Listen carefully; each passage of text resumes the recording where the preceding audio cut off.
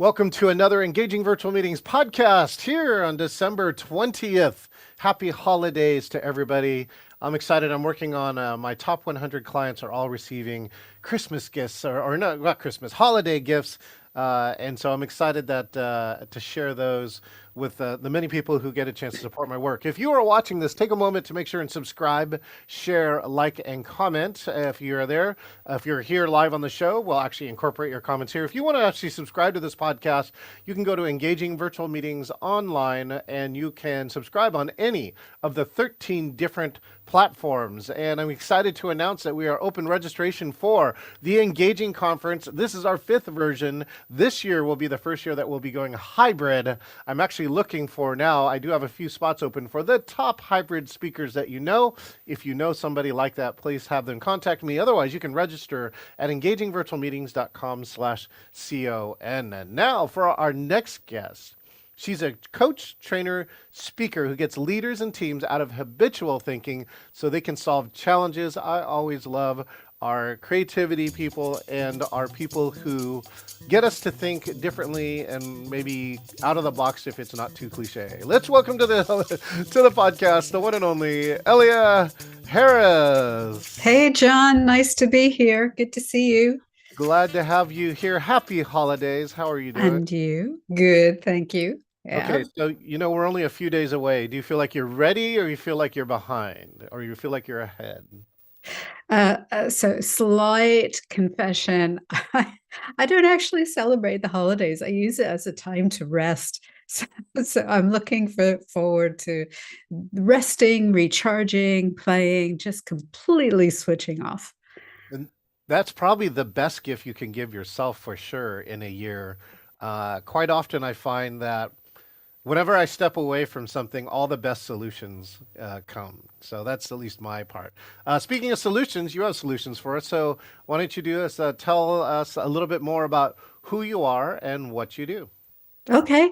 I'm Ellia Harris. I'm Chief Innovation Coach at the Potential Center. And I coach, I train, and I speak, and I engage with leaders. I work with leaders to get their teams out of habitual thinking so that they can solve challenges with creative solutions that they just couldn't see before. And the way I do this work, I know you work in the creativity field, John. So what I do is a little bit different because I actually merge developing leadership skills with the ability to facilitate creative problem solving. And I started doing that because after 10 years of being in the organization development space and 7 years of being a senior manager myself, there was a missing link for me. I knew all about leadership and had been through leadership training programs, and I'd learned about creative problem solving. It was an area of growing interest for me, but there was nothing that helped me as a leader be more creative with my team. And so, as with many things in my life, I put it together myself.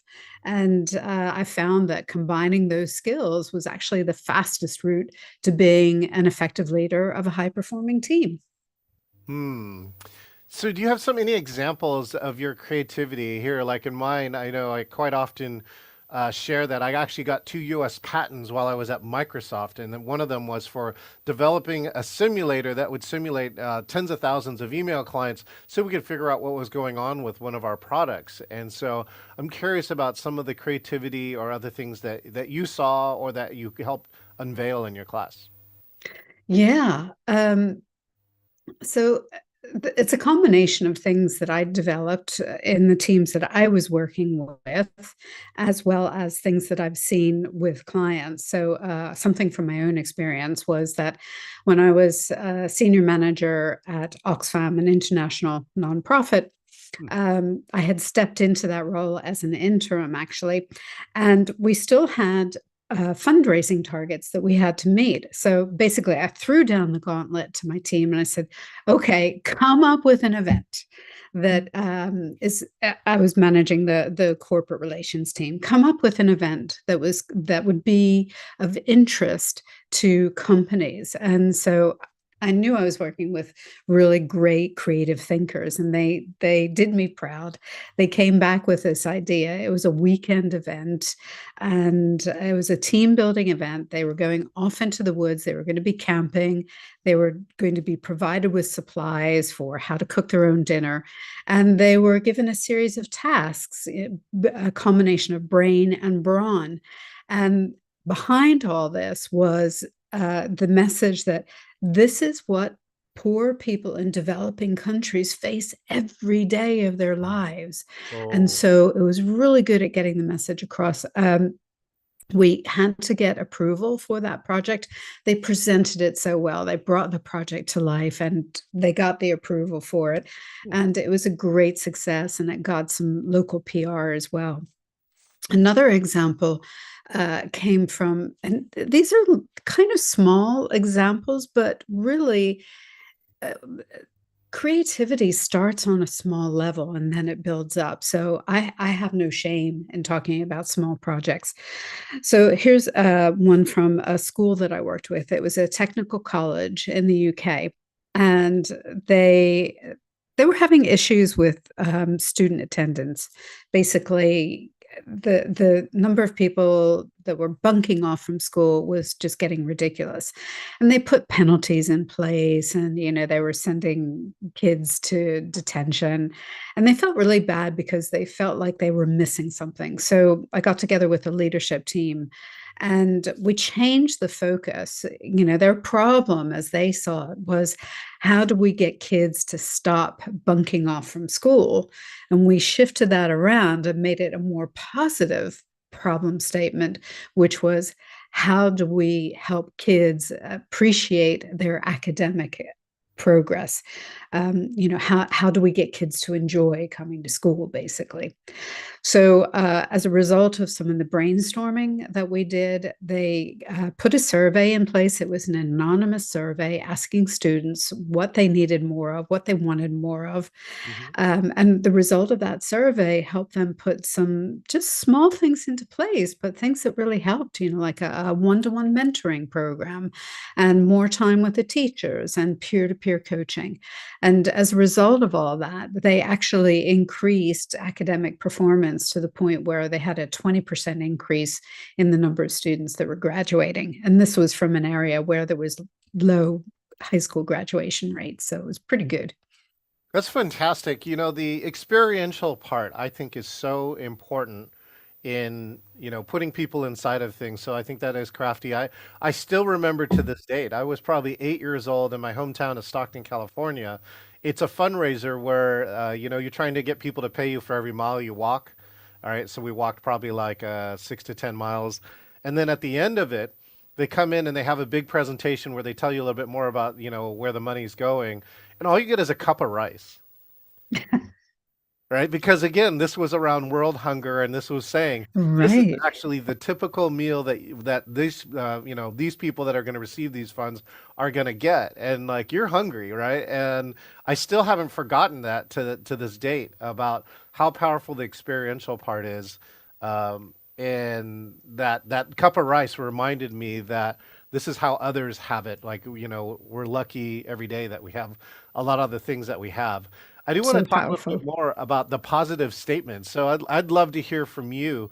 What were some of the negative things that people said about virtual meetings, and did you help them turn those into positive statements to help people in how they were dealing with virtual meetings over the last 3 years? At some point, people just came to accept it. Um, You before didn't have a that, choice. There was very little choice. I agree. exactly. Yeah, yeah. There's little Exactly. choice. Before that, however, I was in a different career. I've had a few different career tracks in my life, let's call it that. Mhm. And I was basically a productivity coach and a professional organizer. And when the pandemic hit, people were just like, how am I going to work with clients? We do this work side by side. Now, by that time, I'd had quite a bit of experience running Zoom meetings. So I changed tactics. Instead of working with clients, I started training other professional organizers in how to work successfully with their clients in a virtual environment. So there were a lot of how-to questions. How do I show a client how to fold a shirt when I'm not able to stand right next to them? Or how do I create rapport if I can't touch somebody on the shoulder? So I helped them come up with alternatives, and there were a lot of answers to how-to questions in there. That was a great question, John. What were some of your top go-to tactics, right, that you found worked over and over or across clients, especially in the building rapport? I think that's one of the core aspects that needed to happen in that time, and I don't think there was a lot of best practices around there. So I'm curious, what did you share? Yeah, so I'm going back a few years, so I'm a little rusty in my memory.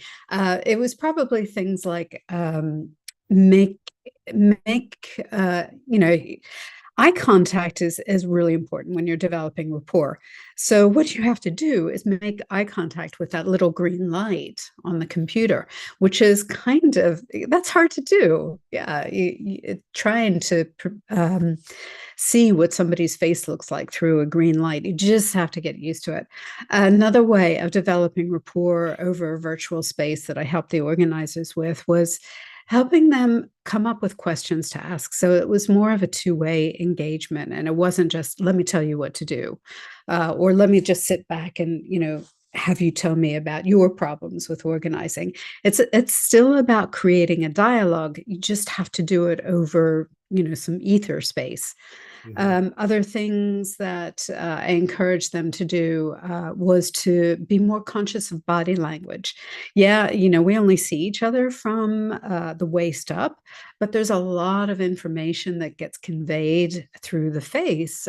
We can use our hands to communicate as well. My mother always told me to sit on my hands because I used to talk with my hands so much, and yet it's such an important route for communication. So now I'm proud of talking with my hands because it means I'm a good communicator. It's actually encouraged. So there's a program on LinkedIn called the Neuroscience of Virtual Selling, and it Ah, says they have the research that says that if you don't use your hands, don't show your hands at least once during your meeting, people are 20% less likely to trust you or buy from you. oh, What the other really? research? The other research came around and they said all the top ranked TED Talks, right, had 5 times or more hand gestures than the bottom 5 or 10%. So Very interesting. and then one of my somebody who was in one of my classes took one of my tips and did two things: stood up and purposely used hand gestures. And he said he had the best presentation out of the last 10 presentations from that. So Fabulous. let's let's talk a little more about your light bulb thinking. You have a framework, right? Then for this creativity, can you share a little more about how that came to be, and how does it benefit people? Yeah. So this is going back to what I was saying earlier about trying to find a solution for myself. And I've been doing training for over 10 years. And one of the things that I appreciate is people need simplicity. And one of the things that I try and do, because I'm solely dedicated to helping people be more creative in their problem solving and come up with innovative ideas, and so I wanted a framework. And when we have a framework, it's something that we can, kind of hang our hat on and not worry about the basic thinking of. It tells us how to do things. And so I took what I'd been teaching over the years and just put it into this framework. And it's a four-phase framework. The first phase is planning. So, what is your ultimate goal? What is it you're trying to achieve? And what is it the problem? Oftentimes, we don't spend enough time thinking about what's the problem we're actually trying to resolve. We just go straight into brainstorming, and that's such a mistake. So, doing planning, any project manager will tell you the more planning you do, the more successful the project is going to be. The second phase is the ideating, that juicy brainstorming part, and there are loads of tools out there. I know you have a whole bunch. I've got a whole bunch, and there are a whole bunch more out in the internet as well. The third stage is choosing. Out of all those ideas that you came up with, how do you choose choose the one or two that you're going to move forward with. And so it's about coming up with criteria to help make those choices. And then the fourth phase is it's actually a split. You're either going to implement what you came up with because you've more or less got the resources and the people that you need to make that happen, or you're going to innovate. You come up with this concept that you think is the winner, but you say, this has the potential to be so much more. So let's take the time to delve into it. Let's do some more research. Let's come up with prototypes. Let's do some testing. So at that point, you just need to make that choice. And then the innovation is a whole other process, which I talk about separately. Yeah, I want to give a shout out to Philip Jones from Training Magazine and Lakewood Media Group. And so thank you so much, Philip, for tuning in here. You know, that planning phase is the one that I really start at. It's amazing the number of people that start solving a problem that they don't know about. And Right. I actually, this is funny. I coached my son. My son was having trouble in his college interviews trying to get his job. And he called me because I was actually a 10-year recruiter at Microsoft. I was a technical recruiter. Ah, And I told him of this whole story. One of the strategies is I suddenly realized during my interview at Microsoft that somebody asked me a question that they didn't know the answer to. It was something they were working on right now. And I'm like, this interview is different, right? So I suddenly detected that. And then the key here, I told them this is a strategy that I'm using is number one, I didn't know the answer, and I'm 99% sure the other person didn't know the answer either. So now we're kind of like in the same boat together. So what I end up doing was I tell people all the time, spend 80 to 90% of the time just asking questions. yeah.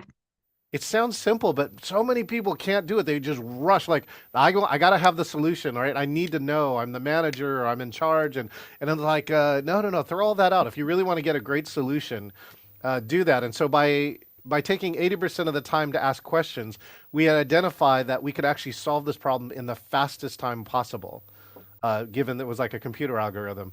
And of course, he wrote it down. And as I was leaving, that's how I think I knew I got the interview. I ended up getting hired by Microsoft.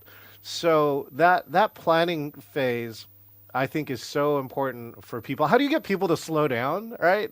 You know, they're so used to going fast. I don't know if you like have any other exercises or something else to help people slow down.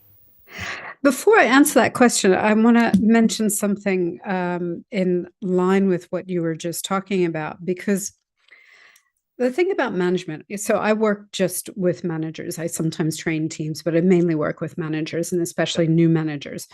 And the thing that new managers forget, or they're not really aware of, is that being a manager is nothing more than solving problems.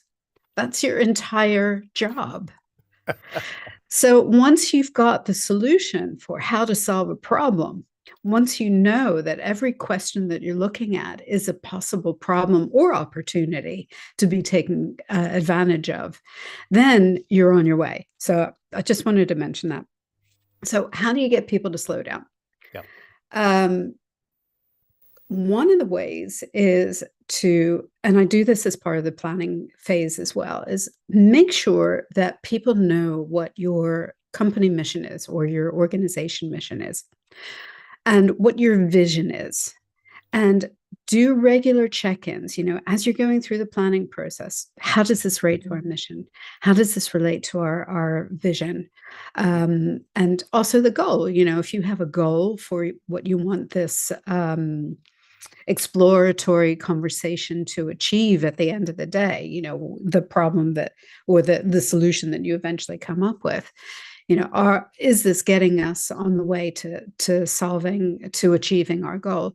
So always bringing people back, kind of like to the heart almost of, this is what we're about. Does it feel authentic to us as individuals and to us as an organization? That's how I get people to slow down. So reviewing, yeah, big things like goals, vision, all right. Quite often too, people are doing things that don't match.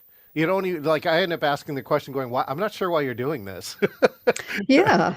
So like, I'll slow down and I like, you got to explain it to me.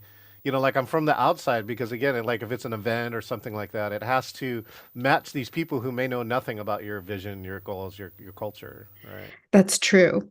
And so another way to get people to slow down is by asking questions. Right. Yeah. Yeah. Yeah. Yeah. Yeah. Again, asking those questions. What is your goal? What is your vision? What is your mission? I do have a strategy in the choosing, and I'd be curious to hear what you think about it. So, while after a brainstorm session, quite often I tell people usually to look for one or both of these qualities. One is, of course, the one that's most likely to work. Uh-huh. But I also add the other one, the one that's most likely to be accepted by all of your teammates. So I use this in team building or in teamwork. And sometimes, even if you make the wrong decision, if you made it together as a team, you can Hmm. at least know that you didn't try to push a solution that nobody was bought into. Because that's certain, that to me, that's certain for failure, even if it's better. So, anyways, Well, I'm going to challenge you on that sure. because there, I think, is another choice. Yes, could it work? Will it be accepted? Yeah, they're important questions. One of the interesting things about ideating that I've found, and you've probably come across this as well, is how silly the ideas are sometimes. And that's where the magic is, to be honest. The sillier the idea, the better, because the beauty of coming up with a unique idea comes from having to merge the stimulus with the problem in a way that's different. And so if you've got a solution, everybody's laughing and saying, "Oh my God, that will never work. How could we possibly make that happen?" That's the one you push at. That's the one that got people engaged and energized. So Mm. that's the one that's worth exploring. Hmm. Yeah, sometimes I'll be curious if you have any silliest ideas that did work. Here's two examples that I had. This one was I work with a company in Saudi Arabia that turned out to be like one of the largest poultry companies, and they had a chicken farm where like 80% of the chickens were not making it. They were passing away before they would they could become product, and they tried all sorts of stuff and none of it worked, right? I think they tried antibiotics, they tried something else, a new feed. So they tried all these other things. And finally, this guy had to brainstorm some other stuff. And it really got to the part. This is what I do love about creative thinking is that when you finally identify the core of the problem, not the symptom, Yeah. the core of the problem, then you can really fix something. And so he discovered that a virus was getting in and it was coming from other farms and it was coming on the truck wheels that were delivering the feed, Ah. right? Because what happens is the trucks go to all these different farms and deliver stuff. And the problem was is that it was taking a virus from one farm, bringing it to his farm and killing all his chickens.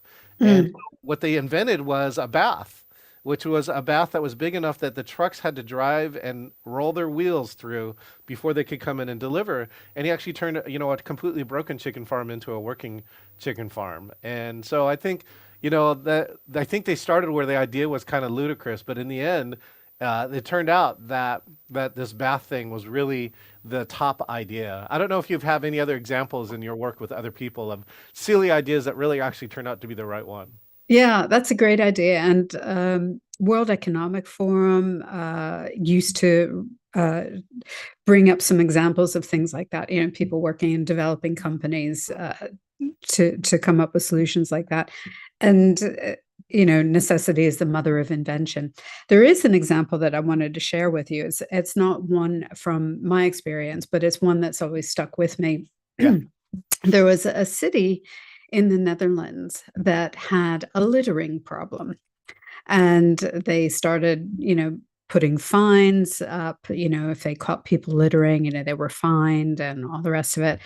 And they wanted a different way of resolving this issue. Fines, people aren't going to pay them, and it sends a bad message anyway if you want people to make use of the green space. So they got a bunch of people together, and I don't know the process that they went through, but the solution was fantastic. So basically, they had these trash cans altered so that there was a sensor that was fitted just below where you put the trash in. Okay. And anytime anything hit that sensor, it told a joke. And so, so what happened was, as more and more people realized this, they started picking up litter and putting it in the trash can so that they would get the reward of having been told a joke. Oh, that's too funny.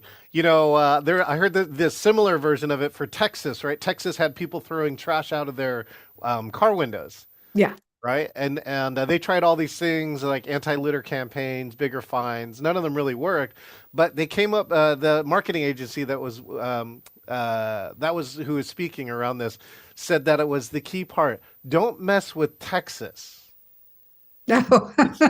was the key phrase that got people to stop littering. Was don't mess with Texas, right? And Perfect.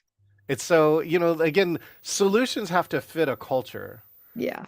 right? And I do love though that these small things, unexpected things too. I have a good friend, Monica Cornetti, who does gamification, and her favorite game mechanic is surprise and delight.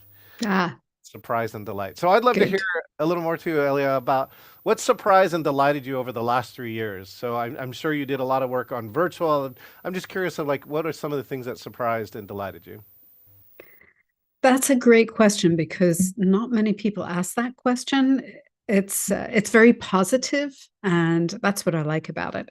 Aha. Um, what I was surprised and delighted by was the the result of having to be virtual was that we craved community. We Mm. craved connection.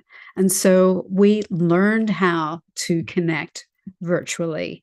We learned how to develop virtual communities.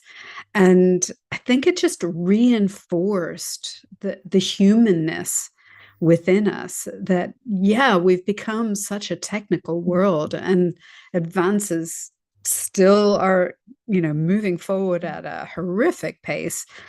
But at the very base of it, we are human beings, and the very primitive parts of our brain need to have that connection with other people, to feel as if we're making a difference, to feel as if we matter. So, it was a horrible situation, the pandemic, but that was the silver lining to it. It's a great silver lining. One of the things that came out of it for me was this ability to connect with people all around the world. And I host a karaoke group every Saturday at 7 to 10 p.m. So like-minded people who want to sing. And it's interesting now though, Ellie. I just realized I have met about 60% of them in person. Oh, great. So even one he lives in Puerto Rico, but he came to do sign language interpretation at the what's it, the Oregon Shakespeare Festival. So we drove down and we met him there. Right, another one came and stayed with me during a production of a conference, and so a number of these people I've gotten a chance to meet in person, and I've told people that I think through the pandemic, we're humans, right? We're designed to connect Yes. so that we can connect and we can network over virtual. It's just slightly different, and that's the hard part for people to learn. I'm curious, you have a great connection to share that you made virtually over the last 3 years. I think the one that comes to mind is actually one that I made very recently. Yeah. I attended the Green Biz conference virtually, Okay. and somebody else who also attended virtually reached out to me. He works in a completely different space, and he just said, it was good to see you at Green Biz, and maybe we can connect here on LinkedIn. So we did. And one of us, and I can't even remember who, said, well, let's have a conversation. Let's meet on Zoom. Let's get together. Well, the result of that is that we're actually working on a project together. He's in the DEI space, which is completely different from creativity and innovation. And yet, the basis of successful creativity and innovation is diverse groups of people. So we're building a presentation on that theme, and so that's an example of something positive that came out for me. Oh, that's fantastic. Yes, I have cited research too that says the companies that are more diverse are more productive, right? They have higher results, somewhere in the neighborhood of 10 to 30%. And so that diversity is really key.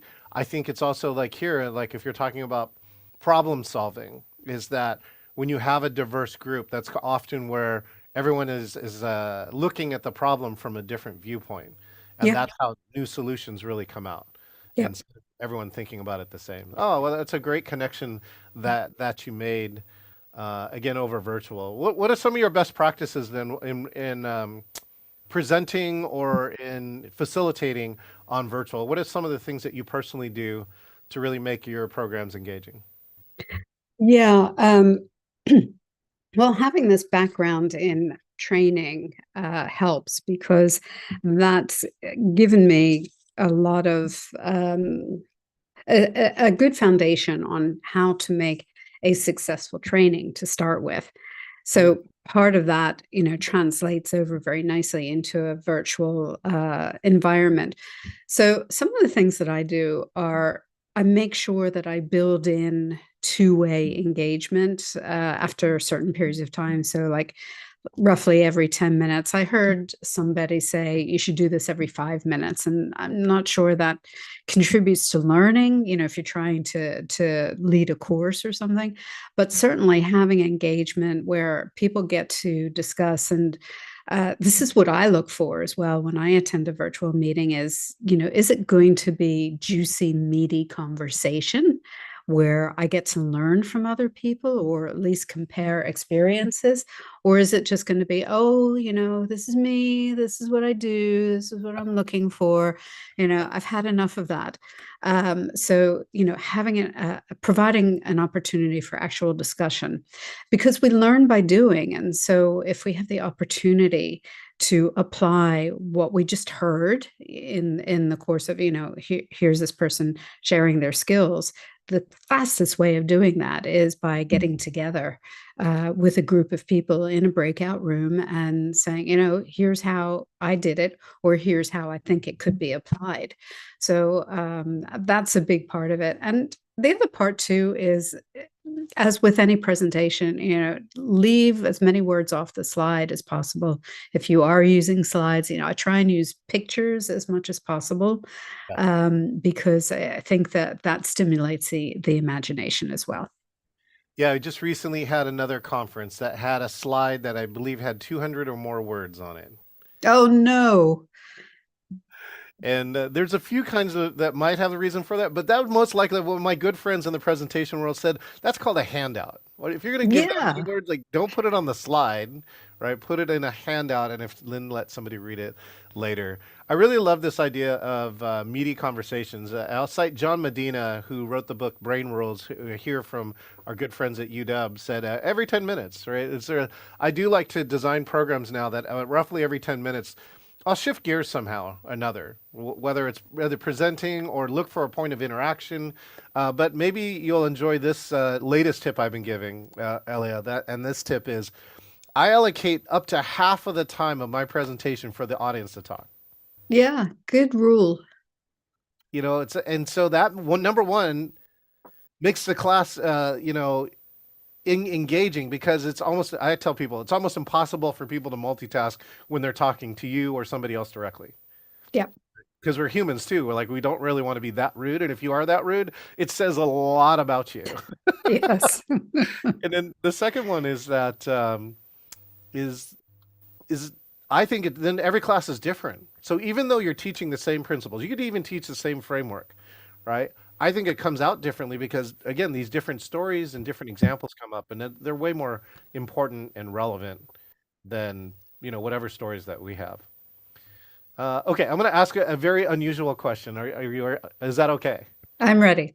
Okay, you have this. You have a person or a representation of somebody in your plant. Can I ask who that is? That is sexy Sadie.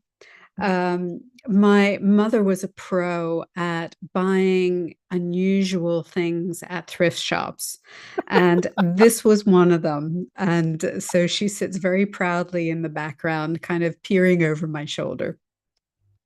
So it's kind of like overseeing and also a nod to your family or your heritage. Is that correct? Yes. Yeah. Okay, does that make you a thrift shopper or not? Or was that Oh, not? yeah. I'm a big thrift shopper because I believe in recycling as much as possible. I'm an aspiring minimalist. Let's put it aspiring because I still have more things than I need. But so I also feed thrift shops. What did we recently? Somebody gifted us. It was a globe. That's a bar. That's open the globe and it can hold bottles and glasses. Really? Yeah, yeah. Because we were actually been learning over the pandemic. We learned how to make a really really good Manhattan. Oh, cool. I'm curious. Do you have any? What's a top item that you may have acquired through through a thrift shop?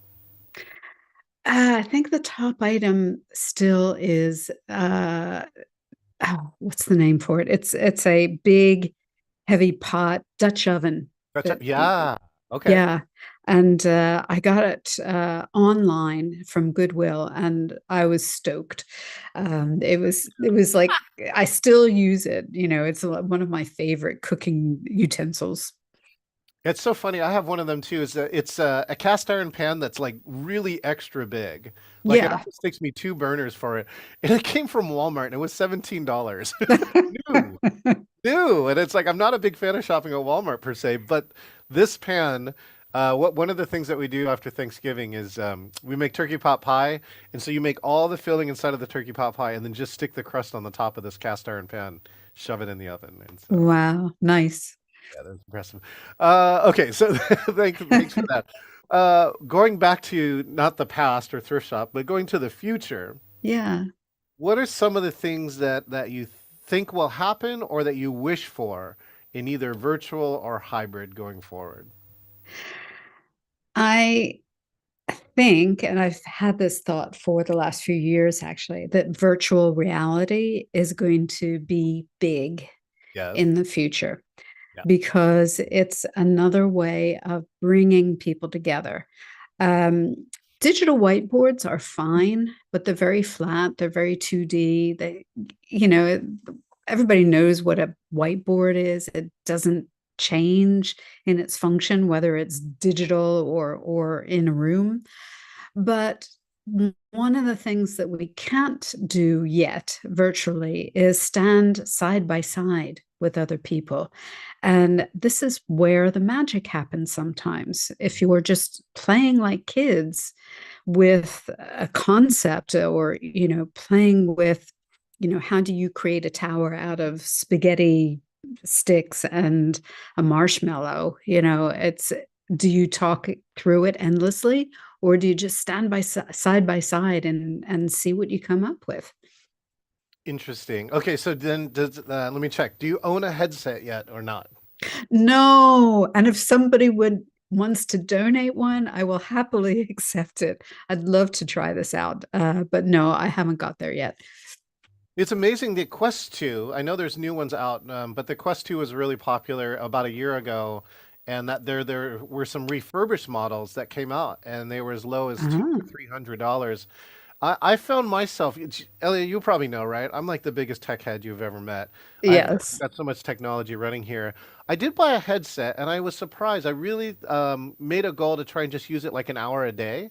I Yeah. also tried to use it for my workout, right? Like there are a number of workout programs that are really interesting that are on there, and I found myself not using it over the last year. Now I still have the headset. I still have everything around it. Yeah. And I did try a few things. It's really funny. There were some there were some spectacular failures, right? One of them was that after the Super Bowl, there was supposed to be this great Foo Fighters concert that was only available on VR.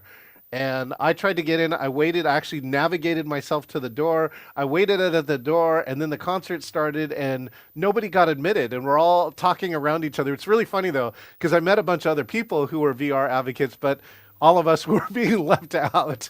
Oh, And it turned out that I ended up having to watch it on 2D, that it was running on Facebook Live, but it wasn't running correctly on the VR headset. Like we broke it, right? It is yeah. so. So I'm curious Yeah. because I understand, why that would leave a bad taste in your mouth, but Do you have any sense for why you stopped using the headset? Yeah, I know. I'm not exactly sure. Well, the funny part around it is too. This is I think it's chicken and egg, and the chicken and egg part is that there's probably not that many of my friends who are on yet. Yeah. By the way, so those who are listening, like if you are a VR fan, you're on a Quest 2, right? Chat me your link, and I will connect with you. Because I do think that that's trying to figure out like where is one of those places where we could experiment. And I know a couple of groups. Like I joined a couple of groups where they do co-working, where there's like three or four of them get into a virtual office and co-work with each other, so you can meet other people. But I don't know. I just haven't found the right mix, and I thought the pandemic would do it. Right. If Yeah. there's anything to push over, virtual, I thought it would be that, but VR still hasn't yet eclipsed the numbers that it needs. Like there's only about 1 or 2% of the population using VR, and Mhm. so it needs an event. Like again, virtual and Zoom had the coronavirus, and that pushed it over the edge. I don't know what event is going to be for VR, but I do believe it's going to happen sometime in the future. So, Yeah, my feeling is it's gonna be education. It mm. Say more. uh, yeah, I think it's gonna be and especially if they can get the headsets smaller so that, they're not as clunky and heavy. But, and this would have been perfect during the pandemic, and I'm really surprised that nobody came up with it and, pushed that envelope further. But, just imagine how you could bring certain lessons to life, especially history, or even math, well, here's an example. So, talk about creative thinking. Yeah. Einstein came up with a theory of relativity as a result of daydreaming what it would be like to ride on the end of a light beam in space.